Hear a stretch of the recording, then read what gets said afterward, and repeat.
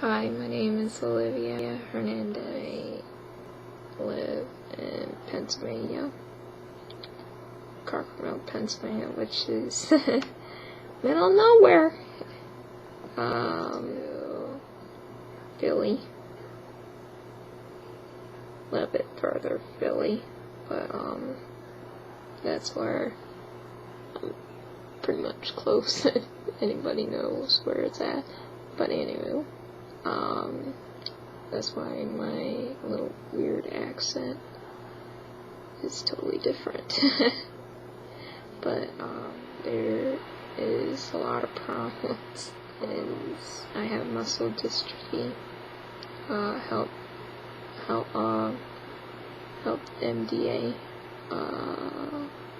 I have limb-girdle effect. My shoulder and my hips, and everywhere else is little.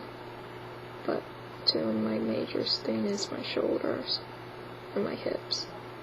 I had my surgery in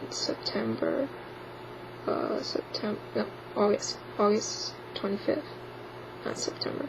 August 25th, I had a surgery, scoliosis. On top of that, February, I had a 7-pound cyst. It's a lot for me right now.